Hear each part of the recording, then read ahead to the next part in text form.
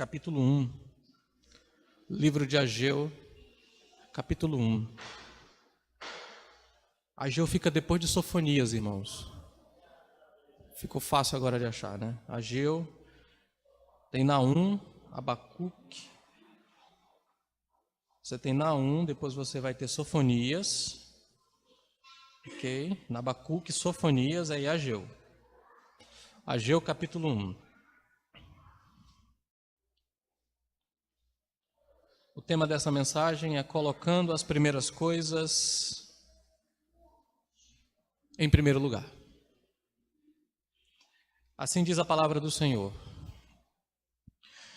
No segundo ano do reinado de Dario, no 6º mês, no primeiro dia do mês, por meio do profeta Ageu, a palavra do Senhor veio a Zorobabel, filho de Salatiel, governador de Judá, e a Josué, filho de Josadaque, o sumo sacerdote, dizendo: Assim diz o Senhor dos exércitos. Este povo diz: ainda não chegou o tempo em que a casa do Senhor deve ser reconstruída.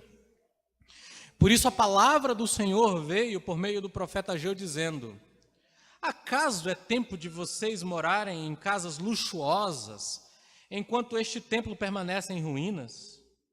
Portanto, assim diz o Senhor dos exércitos: considerem o que tem acontecido com vocês.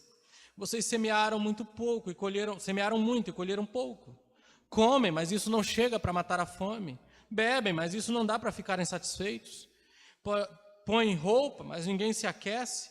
E o que recebe salário, recebe-o para colocar numa sacola furada. Assim diz o Senhor dos exércitos: considerem o que tem acontecido com vocês. Vão até o monte, tragam madeira e reconstruam o templo. Dele me agradarei e serei glorificado, diz o Senhor. Vocês esperavam que fosse muito, mas o que veio foi pouco. E esse pouco, quando o levaram para casa, eu dissipei como um sopro. E por quê? Perguntou o Senhor dos exércitos. Porque o meu templo permanece em ruínas, enquanto cada um de vocês corre por causa da sua própria casa. Por isso os céus retêm o seu orvalho e a terra não produz os seus frutos. Fiz vir a seca sobre a terra e sobre os montes, sobre o cereal, sobre o vinho, sobre o azeite, sobre o que o solo produz, sobre as pessoas, sobre os animais e sobre todo o trabalho das mãos. Então Zorobabel, filho de Salatiel, e Josué, filho de Josadaque, o sumo sacerdote, e todo o remanescente do povo, atenderam a voz do Senhor, seu Deus, e as palavras do profeta Ageu, as quais o Senhor, seu Deus, havia ordenado que ele dissesse. E o povo temeu diante do Senhor. Então Ageu, o enviado do Senhor, falou ao povo segundo a mensagem do Senhor, dizendo: eu estou com vocês, diz o Senhor. O Senhor despertou o espírito de Zorobabel, filho de Salatiel, governador de Judá, e o espírito de Josué, filho de Josadaque, o sumo sacerdote, e o espírito de todo o remanescente do povo. Eles vieram e começaram a trabalhar no templo do Senhor dos exércitos, seu Deus. Era o 24º dia do mês, do 6º mês, do 2º ano do reinado de Dario. Pai, em nome de Jesus, oramos pela Tua palavra, pedindo que do mesmo modo que o Senhor despertou o espírito de Zorobabel, de Josué e de todo o povo do Senhor, assim também o Senhor desperte nosso espírito pela Tua palavra, para que atentemos ao Senhor e busquemos o Senhor com todo o nosso coração. Em nome de Jesus oramos. Amém. Meu irmão, todo dia você troca um dia da sua vida por alguma coisa. É como se no início da vida cada um de nós recebêssemos um certo número de moedas. Elas estão escondidas dentro de uma máquina grande para que não saibamos quantas moedas nós recebemos e quantas estão sobrando. Todos os dias a máquina nos lança uma nova moeda. Pode ser a última moeda que a gente recebe. Ou pode ser que a gente tenha muito mais moeda vindo pela frente, como nós celebramos orando pelo aniversário dos irmãos hoje. Lembramos os anos, as moedas que você já gastou. Tudo o que nós sabemos é que em nosso país as pessoas estão vivendo entre 60 e 70 anos, algumas chegam a 80. Ontem à noite eu fui visitar um senhor de idade no hospital, na UDI, que tem 84 anos e câncer de próstata. os cabelos mais pretos do que os meus, não porque ele pinta, mas por alguma bênção genética. E ele diz: eu agradeço a Deus porque ele tem cuidado de mim todos esses dias. Você pega a moeda de cada dia e aí você troca por alguma coisa. Um dia de trabalho, um dia na escola, compras, igreja, lazer, o que for. Uma vez gasto, você não vai poder recuperar moedas.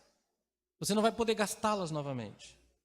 A arte de viver sabiamente é, em grande parte, uma questão de gastar as suas moedas nas coisas que realmente importam à luz da eternidade e não desperdiçá-las frivolamente, absurdamente, tolamente. Viver sabiamente é difícil, porque muitas vezes a escolha, meu irmão, não é entre uma coisa ruim e uma coisa boa, mas é entre uma coisa boa e aquilo que é melhor, que é eterno, que dura. O livro de Ageu é o livro mais curto, é o segundo livro mais curto, na verdade, do Antigo Testamento. E tem uma mensagem poderosa. Diz-nos para colocar as primeiras coisas em primeiro lugar em nossas vidas. Foi escrito para pessoas como nós, para pessoas como eu e você, que dizem que Deus deve ter o primeiro lugar, sim. Nós acreditamos nisso, eles acreditavam nisso, mas eles haviam se desviado para um modo de vida em que sua crença intelectual na supremacia de Deus não refletia no modo em como eles viviam. Eles davam a mínima prioridade para Deus, mas na verdade viviam com outras prioridades. Deus enviou esse profeta para ajudar o seu povo a ter suas prioridades de acordo com o que eles sabiam que deveria ser. O cenário histórico são os primeiros capítulos de Esdras, Esdras 5, 1, por exemplo.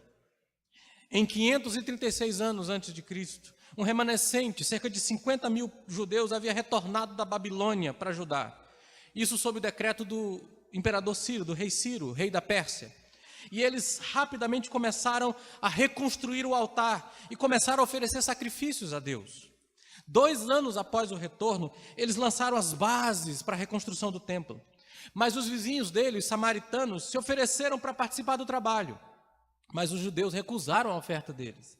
E então os samaritanos começaram a ameaçar os trabalhadores e enviaram homens à Pérsia para fazer um lobby negativo contra os judeus e falar mentiras contra os judeus para impedir a reconstrução do templo.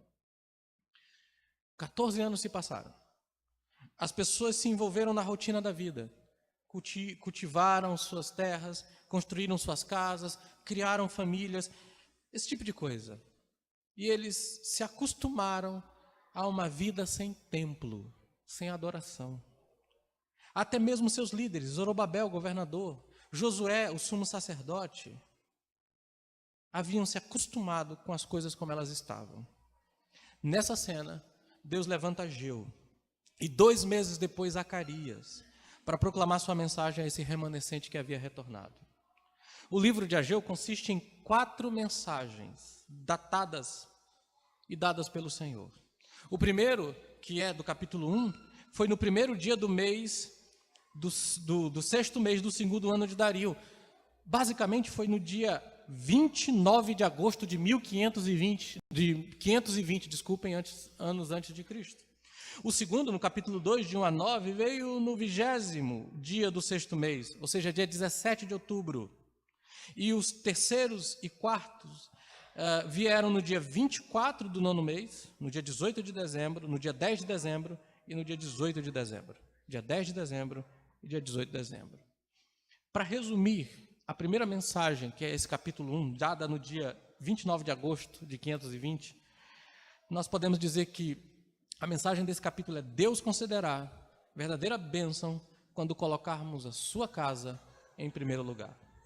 Charles Feinberg, que escreveu um comentário dos profetas menores, diz: Ageu está dizendo, dê a Deus o seu lugar supremo em sua vida. Ou como o próprio Senhor Jesus colocou em Mateus 6,33, buscai em primeiro lugar o reino de Deus e a sua justiça, e as demais coisas serão acrescentadas. E todos nós sabemos disso, mas, primeiro, todos nós estamos propensos a colocar a nossa prosperidade pessoal acima da casa de Deus. É isso que o capítulo 1 começa a nos dizer. Este é o modo padrão em todos na programação da nossa mente por causa da queda. Se não pensarmos em como estamos vivendo, viveremos naturalmente para as nossas próprias agendas e não para as agendas de Deus. Todos nós que confiamos em Cristo como Salvador sabemos intelectualmente que é tolice, que é vão viver para esse mundo. É tolice, é absurdo, é viver para aquilo que está passando, para aquilo que não vai durar. Sabemos que essas coisas nunca entregam a satisfação que promete. Você pode correr o que quiser para as coisas desse mundo, você nunca ficará satisfeito. Sabemos que não encontraremos verdadeira felicidade a parte de Deus. Busque o que quiser nessa vida, você nunca será feliz. E ainda assim nós continuamos à deriva para amar o mundo, se nós não lutarmos todos os dias contra isso. Olha como o Ageu coloca aqui, aquelas coisas que Ageu está colocando aqui. Observe 4 coisas sobre aqueles que colocam sua prosperidade acima da casa de Deus. Primeiro, aqueles que colocam a sua prosperidade acima da casa de Deus são frequentemente crentes comprometidos. Não entenderíamos corretamente a mensagem de Ageu se nos esquecêssemos de que as pessoas a quem ele fala fizeram uma coisa muito difícil, assumiram um compromisso difícil de deixar a sua vida e seu modo de vida estabelecido na Babilônia, de fazer uma perigosa jornada de volta à terra prometida. Eles tinham casas, eles tinham empregos na Babilônia, a maioria deles nasceu e foi criado lá. Mas eles sabiam que o propósito de Deus para o seu povo envolvia a terra prometida e não a Babilônia. Pela fé, eles responderam ao chamado para retornar e se comprometerem com as dificuldades de se estabelecer na terra que havia sido devastada pela guerra. Provavelmente a maioria assumiu esse compromisso por causa do seu compromisso com Deus. Imagina sair da sua casa de uma terra que estava bem estabelecida, porque você confia na promessa de Deus, porque você crê em Deus e vai para uma terra devastada para começar tudo do zero. Poucos anos depois de retornarem, eles tentaram reconstruir o templo, mas a oposição havia parado o projeto. E aos poucos, e isso pode acontecer conosco, eles perderam a visão e entraram em um estilo de vida em que a casa de Deus não era mais a prioridade. Eles provavelmente viram isso como bom, a casa de Deus, mas não necessário. Era um extra, era um não essencial, é uma coisa que eu posso fazer só no fim de semana. Nós precisamos nos ver nesse quadro, meus irmãos. Se você conhece a Cristo e entregou sua vida a Jesus, houve um tempo em que você assumiu um compromisso pessoal com Ele. Você decidiu seguir Cristo. Como o refrão diz, né? Estou seguindo a Jesus Cristo. Para trás não volto, não volto não. No início você era zeloso pelas coisas espirituais, você lia sua Bíblia todos os dias, você se envolvia com os grupos da igreja, com o trabalho evangelístico, você se dedicava às coisas, e se você estava na faculdade ou no ensino médio, até reunir-se com um grupo de evangélicos você fazia. Mas talvez os seus esforços tenham encontrado dificuldades.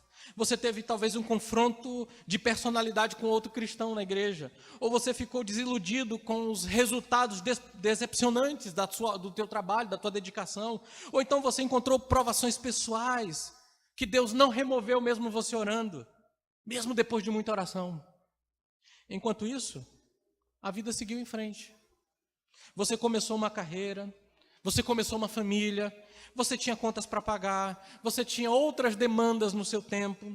A igreja e o trabalho do Senhor começaram a partir para ficar para trás.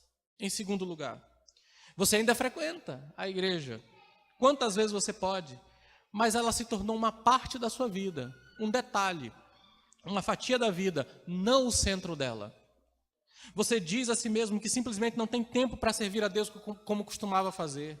Alguém que não tem as responsabilidades que você tem, é que tem que se envolver. Alguém que não tem todos os problemas familiares que eu tenho, é que tem que se envolver. Alguém que não tem os problemas de saúde que eu tenho, é que tem que se envolver. É assim que você pensa.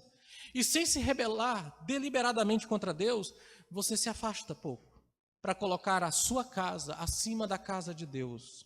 Quando a sua consciência o incomoda, você tem motivos para explicar por que as coisas são assim. Essa é a segunda coisa que Ageu diz.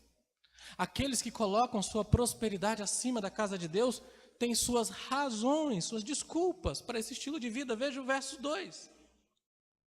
Assim diz o Senhor dos Exércitos, esse povo diz, ainda não chegou o tempo em que a casa do Senhor deve ser reconstruída.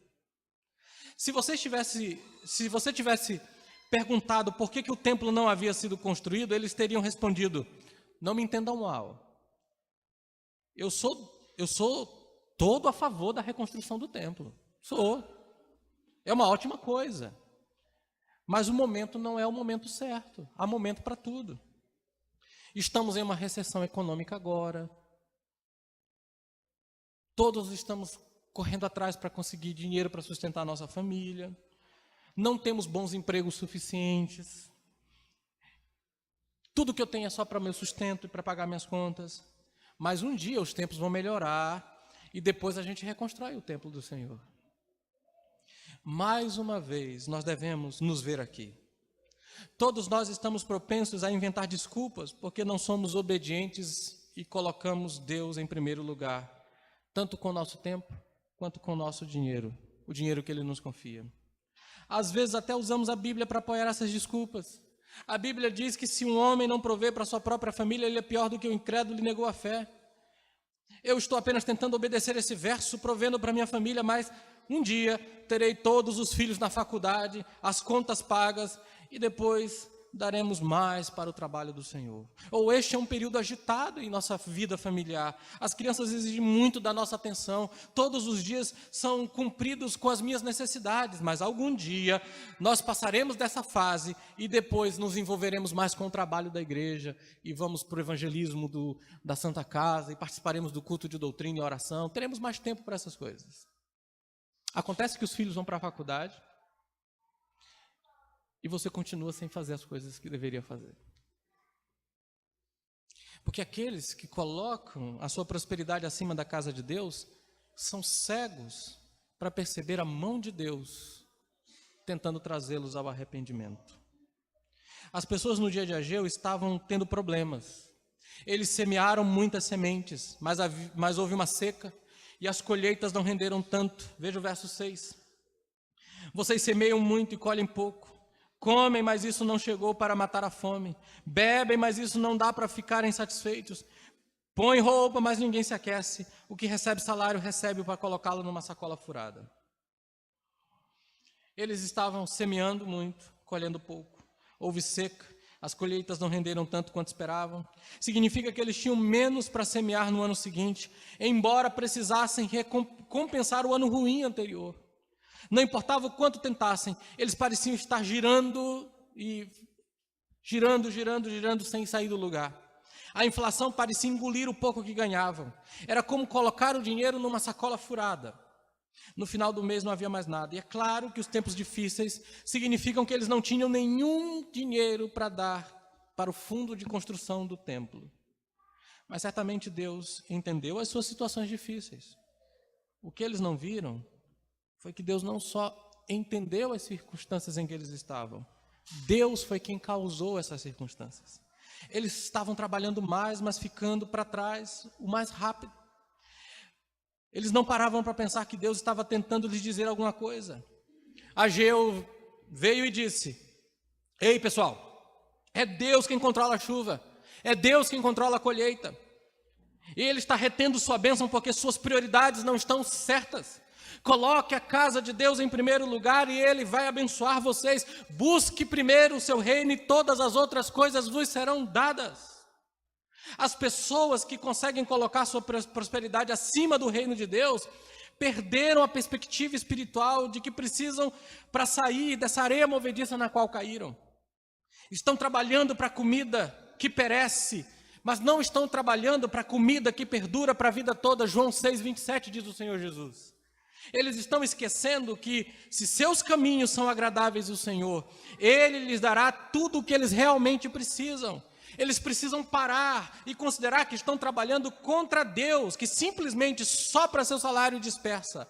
Ele faz isso para levá-los a reconsiderar as suas prioridades. Meus queridos, aqueles que colocam sua prosperidade acima da casa de Deus, nunca conseguem o que buscam. Veja o verso 4. Acaso é tempo de vocês morarem em casas luxuosas enquanto este templo permanece em ruínas? Porque assim diz o Senhor dos Exércitos, considerem o que tem acontecido com vocês. Nem todas as pessoas estavam tendo problemas graves financeiros aqui. Algumas dessas pessoas tiveram uma medida de sucesso material. Eles viviam em casas finas e luxuosas ou apaineladas, diz a versão de vocês. Mas o ponto do verso 6 e dos versos 9 a 11 é que mesmo que você consiga o que está trabalhando, isso nunca satisfaz você. Salomão, que experimentou dinheiro, fama, conhecimento, prazer sexual e tudo o que um homem poderia sonhar, acabou sua vida dizendo: vaidade das vaidades, tudo é vaidade. Nas palavras de uma banda de rock famosa na Inglaterra, eu não consigo ficar satisfeito. I can get no satisfaction. De que adianta trabalhar arduamente toda a vida para que você possa se aposentar e aproveitar as boas coisas da vida, se um mês depois da aposentadoria você tiver um ataque cardíaco e morrer? Você acabou de colocar todo o seu dinheiro num saco furado. Que bem faz construir celeiros maiores para manter sua riqueza aumentada se Deus diz: seu tolo, esta mesma noite a sua alma será exigida de você. E agora, quem possuirá o que você preparou? A história está repleta de pessoas que se dedicaram a subir a escada do sucesso, apenas para descobrir tarde demais que estava encostado na parede errada. Infelizmente, algumas pessoas têm sido o povo de Deus, que acabou de se deslocar, ser levado pelo mundo. Meus irmãos, a verdade é que só Deus pode satisfazer a sua alma. Como Jesus prometeu, quando colocamos Deus e o seu reino em primeiro lugar, Ele nos dá todas as coisas que precisamos. Mas você tem que lutar. Você precisa lutar constantemente contra as prioridades erradas. Deu para entender isso aqui? E a seriedade disso? Isso, de fato, tem sido um assunto muito duro para todos nós, mas é a verdade. Quais são as suas prioridades? Você deve trabalhar, deve cuidar da sua família, mas deve fazer todas essas coisas tendo o Senhor em primeiro lugar. Ele deve ser a sua prioridade. Segundo, nós devemos deliberadamente, continuamente colocar a casa de Deus acima da nossa prosperidade pessoal. Deixe-me colocar e esclarecer o que eu quero dizer com a casa de Deus. Em nosso texto, é claro, a casa de Deus se refere ao Templo de Jerusalém. Ele era o centro para adorar a Deus. Embora Deus esteja em toda parte, o templo era o lugar na terra onde Deus habitava em um sentido especial. E Ele revelou sua glória lá. Os sacrifícios oferecidos ali apontavam para a vinda do Messias de Deus, do nosso Senhor Jesus, que se ofereceria como um sacrifício final e completo pelos nossos pecados. Permitir que o templo caísse em ruínas era negligenciar a adoração a Deus. Era ter prioridades invertidas. Como o pastor James Montgomery Boyce, pregando nesse texto, ele diz: em última análise, todas as prioridades invertidas são idolatria. Eles colocaram a criação no lugar do Criador. Na era da igreja, o templo não é um prédio físico, mas o povo de Deus. Tanto individualmente como corporativamente, nós já falamos aqui para vocês sobre isso. Deus habita em corações humanos individuais e juntos estamos sendo edificados como casa de Deus. Fazer da casa de Deus a prioridade na vida significa que o seu objetivo número 1 é tornar o seu corpo, o corpo de Cristo, primeiro, o seu corpo individual, um lugar adequado para o Espírito Santo e dedicar-se a edificar os outros em Cristo Jesus, para que suas vidas sejam uma morada adequada para Deus. Significa que o principal objetivo é conhecer a Cristo em seu coração pela fé e fazer tudo o que puder para ajudar os outros irmãos a crescerem na fé, é priorizar a vida com Deus, é priorizar a vida da igreja. Colocar a casa de Deus acima da prosperidade material requer esforço deliberado e contínuo. Como eu disse, nosso modo padrão é colocar nossas preocupações pessoais acima das questões espirituais. Essa é a forte atração do mundo. Se queremos seguir o caminho de Deus, nós temos que lutar cada centímetro ao longo do caminho. E é impressionante que, em contraste com muitos profetas, como Jeremias, que pregou toda a sua vida a pessoas teimosas e desobedientes, Ageu pregou e o povo obedeceu. Veja o verso 12. E tudo começou com os líderes. Então Zorobabel, filho de Salatiel, Josué, filho de Josadaque, o sumo sacerdote, e todo o remanescente do povo atenderam à voz do Senhor seu Deus e às palavras do profeta Ageu, as quais o Senhor seu Deus havia ordenado que dissesse. Isso significa que a liderança ouviu e que o povo ouviu. E isso exigiu humildade da parte deles. Teria sido difícil para eles, como líderes políticos e espirituais, existir a mensagem. Não teria sido difícil para eles existirem a mensagem de Ageu. Porque eles poderiam querer preservar a sua estima aos olhos da comunidade. Quem é esse profeta iniciante? Quem acha que ele é? Nós vamos ouvir falar dele, nunca ouvimos falar dele antes. E ele não tem credenciais, ele simplesmente vem e diz, assim diz o Senhor dos Exércitos, e nós devemos acreditar nele. Sim, eles poderiam agir assim, mas não agiram. Eles, felizmente, reconheceram. E é interessante que, proporcionalmente, Ageu afirma falar a palavra do Senhor mais do que qualquer outro profeta das Escrituras. 25 vezes em 38 versos. E ele se refere a Deus como o Senhor dos Exércitos 14 vezes. E ele está dizendo, Deus é o Senhor sobre todos os exércitos dos céus e da terra, e eu estou trazendo-lhe a sua mensagem. Então é melhor que vocês ouçam. Nesse caso, as pessoas ouviram e obedeceram. E a aplicação para nós é simples. Nós devemos aceitar a Bíblia como palavra autoritativa do Senhor dos Exércitos e nos submeter a ela. Quando confronta a maneira como vivemos, nós podemos resistir, podemos inventar desculpas ou podemos obedecer. Mas a obediência de uma só vez não é suficiente. Nós devemos obedecer e deliberadamente, continuamente. Se quisermos manter nossas prioridades em ordem, devemos avaliar todos os dias as nossas vidas. E é isso que esse texto quer dizer. Porque olha o que diz o verso 5. Portanto, diz o Senhor dos Exércitos, considerem os vossos caminhos. Ele diz o mesmo no verso 7, considerem os vossos caminhos. Isso significa que você deve parar o suficiente a sua agenda ocupada para avaliar sua vida à luz da palavra de Deus. E você deve fazer para temê-lo, verso 12.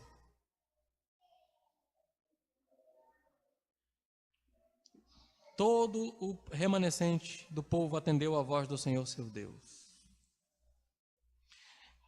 Você deve parar e avaliar pela palavra de Deus. Primeiro, avalie como é que você gasta seu tempo. Essas pessoas tinham muito tempo para si, mas não tinham muito tempo para Deus.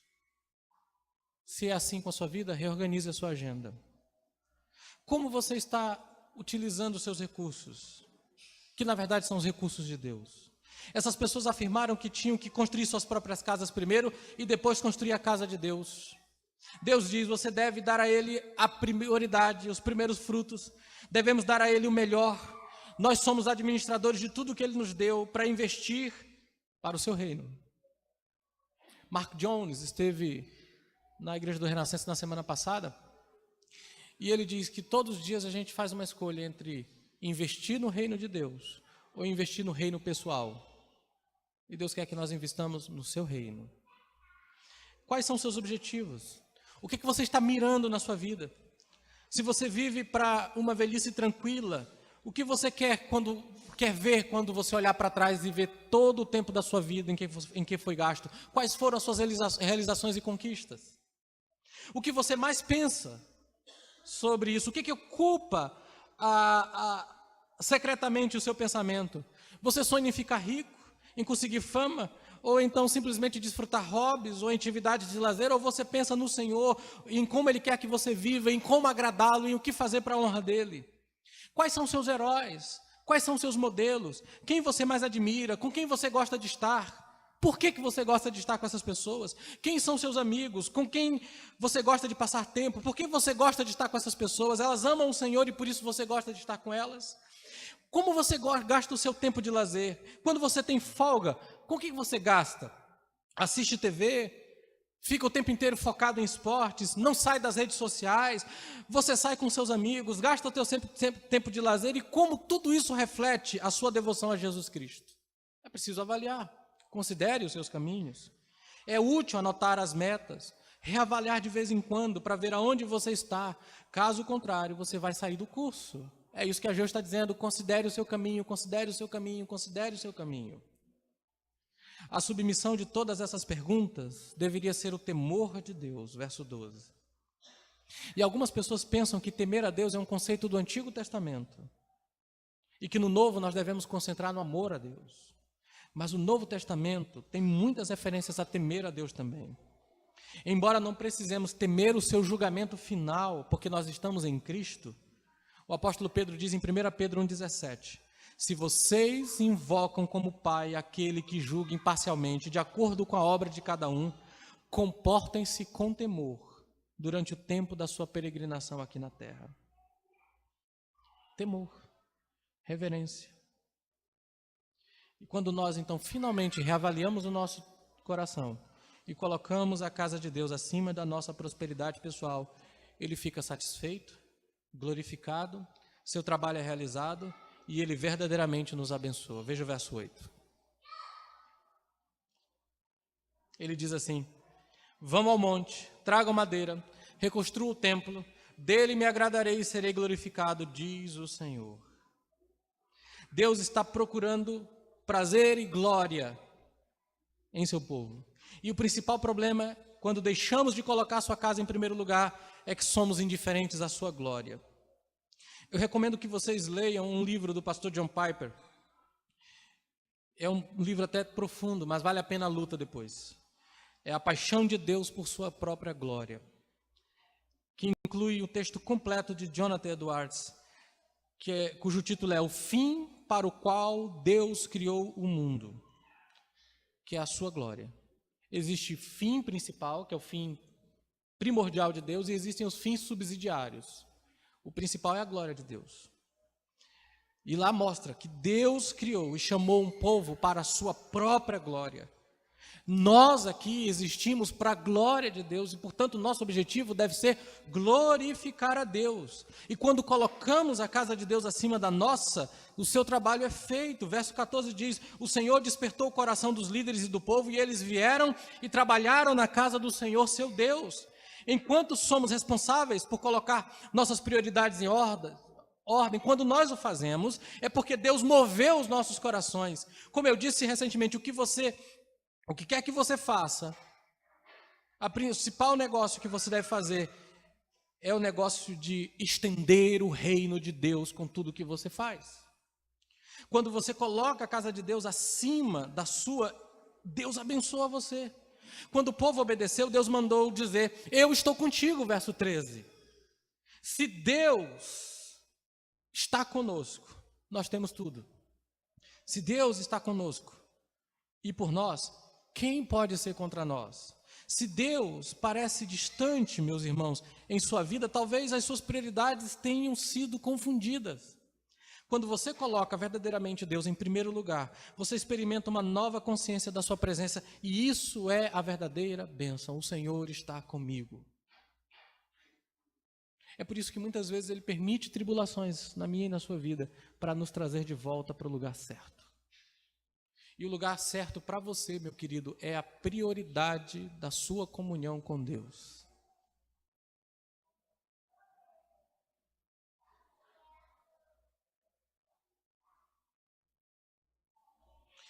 Um especialista em gerenciamento de tempo estava falando a um grupo de estudantes de negócios. Ele puxou um grande jarro de boca larga e encheu com pedras do tamanho de punhos. Quando ele não conseguiu mais colocar, ele perguntou: esse frasco está cheio?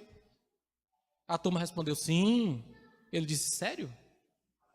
Então ele puxou o balde de cascalho, despejou, sacudiu, e então ele perguntou: o pote está cheio? Os alunos disseram: não. Bom, ele respondeu.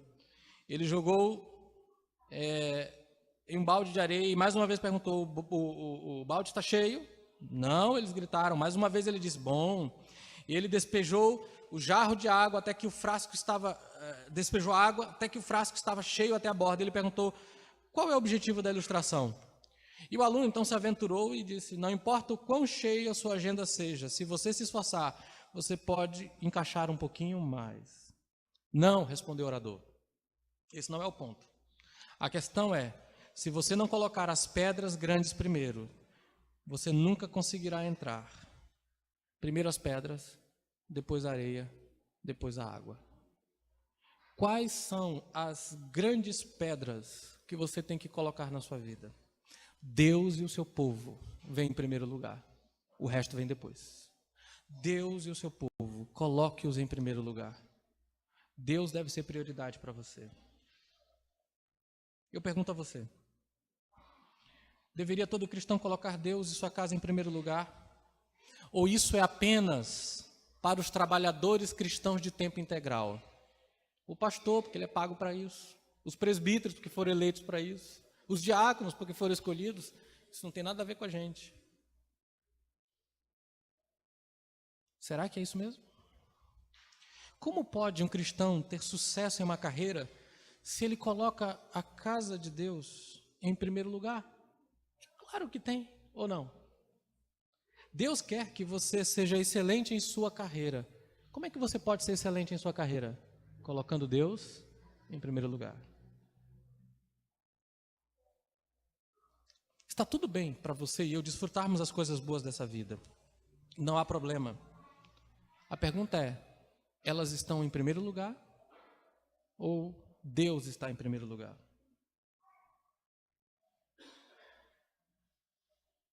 E se você está desfrutando anos de aposentadoria, o que é uma bênção de Deus, a pergunta é: o que você faz nos anos da sua aposentadoria?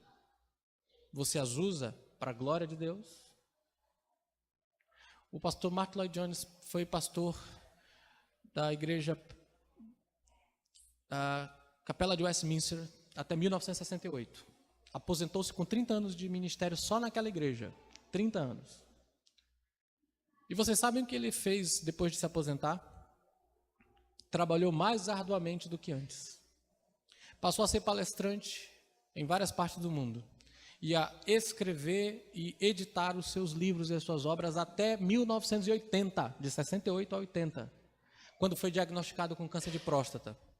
E em 1981 ele faleceu. O que você faz com o seu tempo revela quem é a sua prioridade. Vamos orar. Senhor, em nome de Jesus Cristo, pedimos que o Senhor, com a tua graça, nos abençoe em nome de Jesus. Esta palavra que o Senhor nos dá através do teu profeta nos exorta a colocarmos o Senhor em primeiro lugar em nossas vidas. Pedimos novamente que o Senhor use essa palavra como o Senhor usou ao despertar o espírito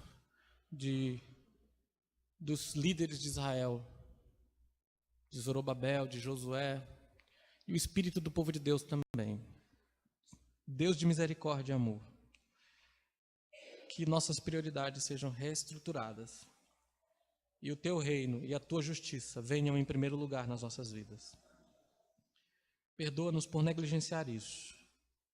Perdoa-nos, ó Deus, por arrumarmos desculpas, como o povo arrumava, para não dedicarmos nosso tempo ao Senhor.